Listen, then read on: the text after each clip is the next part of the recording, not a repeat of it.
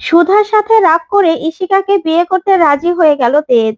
অবাক হয়ে গেল সবাই। হ্যাঁ বন্ধুরা, এমনটাই দেখা যাবে, তাই সম্পূর্ণ জানতে ভিডিওটিতে লাইক দিয়ে চ্যানেলটি সাবস্ক্রাইব করে দেখতে থাকুন। গল্পের শুরুতে দেখা যাবে সুধা তরির কাছে ছুটে আসে আর এসে বলে, তরি, তরিমা তুমি ঠিক আছো? তখনই তেজ ছুরি ধরে বলে, একদম না, একদম তরির কাছে তুমি আসবে না, বুঝতে পেরেছো? তখন সুধা বলে, দেখুন, আপনার কিন্তু বাড়াবাড়ি হচ্ছে। তখন তেজ বলে, আমি তো বলেই দিয়েছিলাম যে এখানে আসলে সুধা হয়ে আসতে হবে। আমি জানতাম তুমি আমার সুধা। তখন সুধা বলে, না, আমি আপনাকে কতবার বলবো যে আমি রুক্মিণী, আমি রুক্মিণী, আমি কোনো সুধা নই। তখন তেজ বলে, তুমি মিথ্যে কথা বলছো, তুমি আমার সুধা, সেটা আমি জানি। তখন সুধা এই কথা শুনে অবাক হয়ে যায়। ওইদিকে দেখা যাবে ইশিকা সমুদ্রকে বলে, কোনো তেজের কোনো খবর পেলে? তখন সমুদ্র বলে, হ্যাঁ ইশিকা দি, খবর পেয়েছি। দাদা ভাই আমাদের পুরোনো ফ্যাক্টরি সিকিউরিটি রুমে রয়েছে, সেখানে ওর লোকেশন ট্র্যাক করা গেছে। তখন ইশিকা বলে, সেখানে তেজ কি করছে? তখনই সমুদ্র সবটা খুলে বলে। তখন ইশিকা বলে, কি বলছো তুমি? তেজ এত বড় একটা কাজ কি করে করলো? এখন তো বাজেভাবে ফেঁসে যাবে। না না, তেজের কিছু হতে দেওয়া যাবে না, চলো এখনই আমাদেরকে যেতে হবে। এই বলে সমুদ্র আর ইশিকা বেরিয়ে পড়ে। ওইদিকে দেখা যাবে সুধা তেজকে বলে, দেখুন মিস্টার তেজ বসু মল্লিক, আমি কিন্তু আপনাকে বারবার করে বলছি ছুরিটা সরান। আপনি ছুরিটা সরান, আপনি বাড়াবাড়ি করবেন না। আপনি আমার মেয়েকে কেন এখানে এনেছেন? কেন এখানে ধরে এনেছেন? তখনই তেজ বলে, আমি জানতাম যে তরিকে এখানে আনলেই তুমি এখানে ঠিক ফিরে আসবে, আর রুক্মিণী হয়ে নয়, তুমি সুধাময়ী হয়ে ফিরে আসবে। তুমি আমার সুধা। তুমি যতক্ষণ না পর্যন্ত এটা স্বীকার করবে ততক্ষণ পর্যন্ত আমি তোমাকে ছাড়বো না, আর তোমাকে আমি তরির কাছেও যেতে দেবো না। তখনই সুধা বলে, দেখুন, বাড়াবাড়ি হয়ে যাচ্ছে, আপনি কিন্তু বড্ড বাড়াবাড়ি করছেন। আপনাকে আমি ছেড়ে দেব না। আপনাকে আমি কতবার বলেছি যে আমি রুক্মিণী, আমি রুক্মিণী।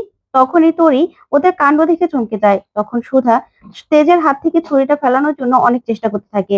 তখনই দেখা যাবে তরি বলে, আচ্ছা মাম্মাম, হিরো আঙ্কেল, তোমরা ফাইট কেন করছো? তখনই সুধার হাতটা কেটে যায় আর সুধাকে তেজ ধরতে যায় আর বলে, তোমার হাতটা তো কেটে গেছে।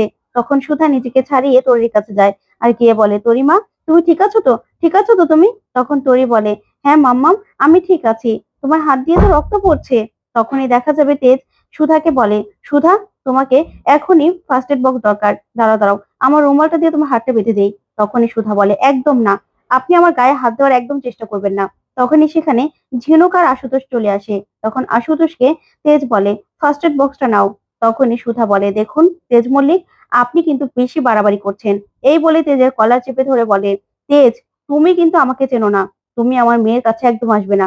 তখন তেজ বলে, এই তো, তেজ বসু মল্লিক থেকে তেজে চলে আসলো, আবার তুমি, আপনি থেকে তুমি, তার মানে নিজের আসল রূপটায় চলেই আসলে সুধা।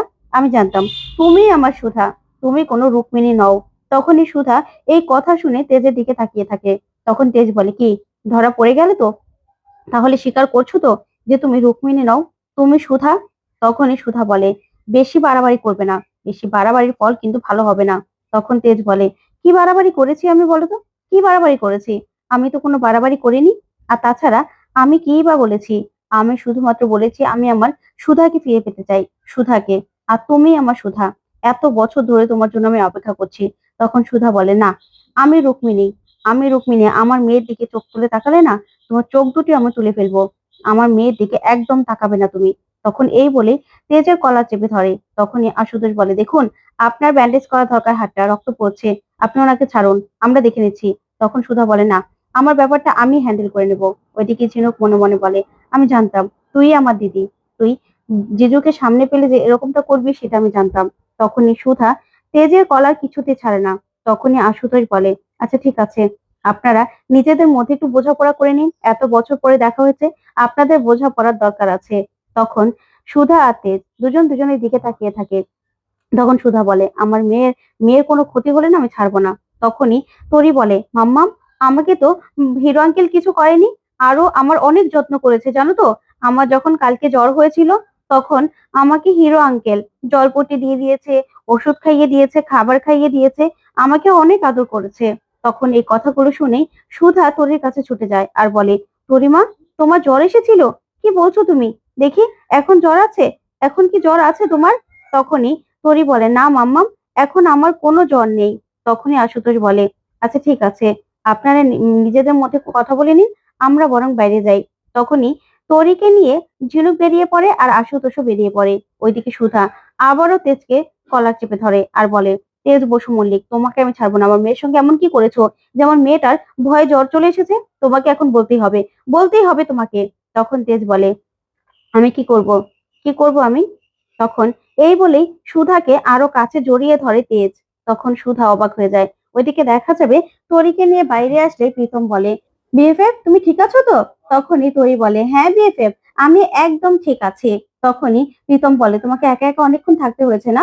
তোমাকে এখন থেকে আর একা একা থাকতে হবে না। তখন তরি বলে, না না বিএফএফ, আমি তো একা ছিলাম না, আমার সঙ্গে হিরো আঙ্কেল ছিল। আর তাছাড়া হিরো আঙ্কেলের সঙ্গে না আমি অনেক গল্প করেছি, অনেক ভালো হিরো আঙ্কেল।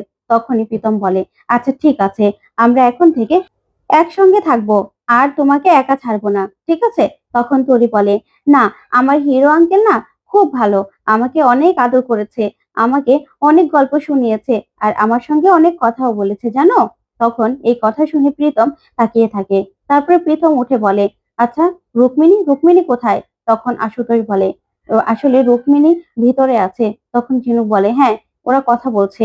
তখনই ঝিনুক মনে মনে বলে, ও যতই বলুক না কেন, ও আমার দিদি, আমি জানি ওই আমার দিদি। তখনই ইশিকা আর সমুদ্র সেখানে আসে। তখন ইশিকা বলে, তেজ, তেজ কোথায়? তখন ঝিনুক বলে, ওরা ভিতরে আছে।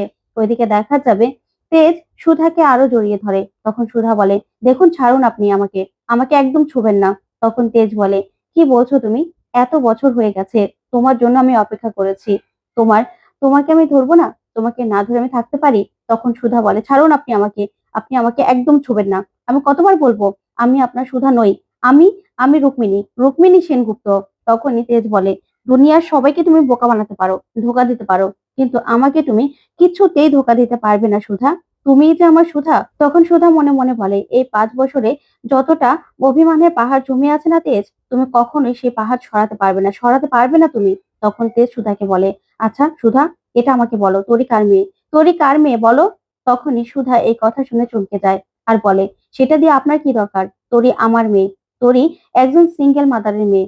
তখনই তেজ বলে, না, তোরই আমার মেয়ে। তোর কি আমার মেয়ে বলো না? তোরই কি তোমার আর আমার মেয়ে? কারণ তোরির অনেক কিছু আমার মতো। আর তোরিকে হাসতে দেখলে আমার খুব আনন্দ হয়, মনে হয় যেন সব জয় করে ফেলেছি। তোরির কষ্ট দেখলে আমারও কষ্ট হয়। বলো না, তোরি কি তোরি কি আমার আর তোমার মেয়ে? বলো সুধা, আমার জানা দরকার আছে। তোরি কে? কে তোরি? তখনই সুধা বলে, না, তোরি আপনার কেউ হয় না, কেউ হয় না আপনার। তোরি তোরি শুধুমাত্র আমার মেয়ে। তখনই তেজ বলে, না, এটা কিছুতেই হতে পারে না। তখনই সুধা বলে, যেই সুধাকে আপনি 5 বছর আগে বাড়ি থেকে অপমান করে অবিশ্বাস করে বের করে দিয়েছিলেন না, সেই সুধা মারা গেছে। এখন রুক্মিণীর কাছে আপনি কোনো কিছু ম্যাটার করেন না। তখন সুধা মনে মনে বলে, তোরই তো তোমার মতো হবেই, তোরই যে আমার আর তোমার মেয়ে। তারপরেই সুধা তেজকে বলে, শুনুন, আপনি না আমার আর তোরির আশেপাশে কখনো আসবেন না। আমি আপনাকে আমার আর তোরির আশেপাশে দেখতে চাই না। তখনই সুধার হাত তেজ নিজের মাথায় নিয়ে নেয় আর বলে, নাও, এবার আমার মাথায় হাত দিয়ে বলো তো, তোরই কার মেয়ে? তখন সুধা আর কিছুই বলতে পারে না। ওইদিকে দেখা যাবে ঈশিকা বলে, না না, আমাদেরকে এখনই ভিতরে যেতে হবে। তখন ঝিনুক বলে, বললাম না আপনারা যেতে পারবেন না। তখন সমুদ্র বলে, কেন যেতে পারবো না? এটা আমাদের অফিস, আমরা যাব। তখনই তরি বলে, আচ্ছা, মাম্মাম আর হিরো আঙ্কেল আবারও ফাইট শুরু করে দেয়নি তো? বিএফএফ, আমাকে নিয়ে চলো না, চলো তাড়াতাড়ি করে আমরা মাম্মামের কাছে যাব। তখন প্রীতম বলে, হ্যাঁ হ্যাঁ বিএফএফ, আমরা এখনই যাব।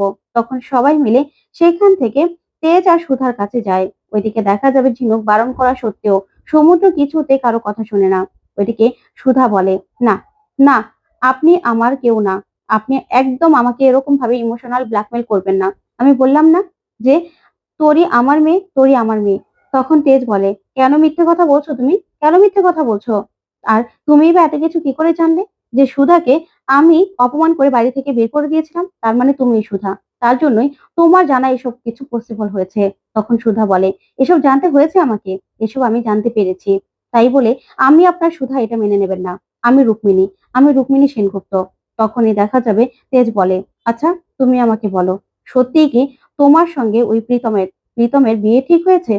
কেন ওই লোকটা মিথ্যে কথা বললো? আমার সুধা কখনো অন্য ছেলেকে ধরতে দিত না, অন্য পুরুষ পর পুরুষের কাছেও যেত না। তুমি বলো, তোমাকে ওই পুরুষটা যখন ধরে তখন তো তুমি কিছু বলো না, আর আমি তোমার গায়ে হাত দেওয়াতে তুমি এরকম করছো। তখন সুধা বলে, হ্যাঁ হ্যাঁ, প্রীতম সিংহ রায় আমার ফিয়ান্সে, ওনার সঙ্গে আমার বিয়ে হওয়ার কথা। তখনই তরি এসে সবটা শুনে আর মনে মনে বলে, আচ্ছা, তাহলে কি কি বিএফএফ কে মাম্মা বিয়ে করবে? ওইদিকে ইশিকা এসে তেজকে জড়িয়ে ধরে আর বলে, তেজ তুমি ঠিক আছো তো? তোমার জন্য সবাই কত চিন্তা করছে তুমি জানো? জানো তুমি? এদিকে ইশিকা সুধাকে বলে, রুক্মিণী আসলে ভুল হয়ে গেছে। তেজের প্রথম স্ত্রী, তার চেহারা আপনার সঙ্গে অনেক মিল, তাই না? আপনাকে সুধা ভেবে তেজ তেজ বারবার আপনার কাছে ফিরে আসছে।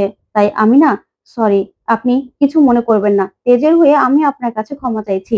এরকম একটা অপরাধ করে ফেলেছে, আপনি ওকে ক্ষমা করে দিন। প্লিজ কোনো রকম কোনো শাস্তি দিবেন না। তখন এই কথাতে তেজ বলে, না না ইশিকা, উনি আমার সুধা কিছুতেই হতে পারে না। উনি তো রুক্মিণী সেনগুপ্ত, তাই না? আমার সুধা কখনো কখনো অন্য কোনো ছেলের সঙ্গে কথাও বলতো না। এই তেজ বসু মল্লিককে ছাড়া সে কারোর সঙ্গে কথা বলতো না। আমি সেটা বুঝতে পেরেছি, উনি আমার সুধা নন। তখন এই বলে ইশিকার হাত চেপে ধরে, যা দেখে সুধা খুব কষ্ট পায়, কিন্তু কিছুই বলে না। তারপরে দেখা যাবে সুধা বলে, শুনুন, আপনাকে যেন আমার মেয়ের আশেপাশে না দেখি। তখনই সুধা আশুতোষকে বলে, আশুতোষ বাবু, আপনাকে অনেক ধন্যবাদ। ওইদিকে তরি বলে, মাম্মা তুমি হিরো আঙ্কেলকে কেন বকলে? তখন সুধা বলে, তরিমা, তোমাকে বলেছি না বড়দের মাঝখানে কথা বলবে না? তখনই তেজ বলে, আমার সুধা উনি হতেই পারে না, উনি তো একজনের রক্ষিতা। তখনই সুধা এই কথা শুনে রেগে যায় আর তেজের এসে কলার চেপে ধরে। তখন তেজ সুধার হাত ধরে বলে, একদম না, একদম আমার কাছে আসার আর চেষ্টা করবেন না। আমি বুঝে গেছি যে আপনি আমার সুধা নন, আপনি হলেন রুক্মিণী সেনগুপ্ত। হয়েছে? এবার খুশি তো? আমি না আপনার আশেপাশেও আর আসবো না, আপনাকে আমি ঘৃণা করি। এই বলে সেখান থেকে ইশিকাকে নিয়ে চলে যায় তেজ। ওইদিকে দেখা যাবে ঠাম্মিকে মিসকা বলে, মা, মনে হয় না তেজ আর ফিরে আসবে, তাই আমাদের ব্যবসার দায়িত্ব তো কাউকে নিতে হবে। তখন ঠাম্মি বলে, না, তেজ ফিরে আসবে। দাদু ভাই কোথায় আছে, ঠিক চলে আসবে। তখন মেজকা বলে, না মা, ওনার রাগ করে চলে গেছে। না ও বিয়ে করবে, না ও এই বাড়িতে আসবে। তাই আর কে দায়িত্ব নেবে বলো তো কোম্পানির? আমি দায়িত্ব নেব। তখন অনিমেষ মনে মনে বলে, বাবা দায়িত্ব নেবে? আমি তো ভেবেছিলাম আমি দায়িত্ব নেব। তখনই মেজকা ঠাম্মিকে বলে, তুমি এই পেপারস গুলোতে সই করে দাও মা, তাহলেই হবে। তখনই অনিমেষ মনে মনে বলে, ওই পেপারস গুলোর মধ্যে তো আমার রাখা পেপারস গুলো রয়েছে, একবার শুধু ঠাম্মি সই করে দিক, তাহলেই হবে। তারপরে দেখা যাবে সেখানে ঝিনুক আর আশুতোষ দাঁড়িয়ে আছে। আর ওইদিকে তরি সুধাকে বলে, আচ্ছা মাম্মাম, তুমি হিরো আঙ্কেলের সঙ্গে এরকম করলে কেন? ওইদিকে ঝিনুক বলে, ওই আমার দিদি, আমি বুঝতে পেরে গেছি। এদিকে মেচকা বলে, শোনো, তেজ না ফিরে আসবে না, ফিরে আসবে না ও, আর বিয়েটাও করবে না। শুধু শুধু তোমরা অপেক্ষা করছো। ঠিক তখনই দেখা যাবে তেজ ইশিকাকে নিয়ে সেই বাড়িতে আসে। এসেই ইশিকার হাত ধরে বলে, ঠাম্মি, তেজ বসু মল্লিক ফিরে এসেছে। তখন তো ঠাম্মি খুব খুশি হয়ে যায়। ওইদিকে তেজের মা অবাক হয়ে তাকিয়ে থাকে ইশিকাকে আর তেজকে দেখে। তখনই ইশিকার হাত ধরে তেজ বলে, ঠাম্মি, আমি তোমার কথায় রাজি আছি। তোমার কথা মতো আমি ইশিকাকে বিয়ে করব। তখন এই কথা শুনে ঠাম্মি খুব খুশি হয়ে যায়। ওইদিকে তেজের মাও খুব খুশি হয়। তারপরে দেখা যাবে ইশিকা তেজের দিকে তাকিয়ে থাকে। তো বন্ধুরা, সত্যিই কি তেজ ইশিকাকে বিয়ে করবে? তোমাদের কি মনে হয়? কমেন্ট করে জানাও। ধন্যবাদ।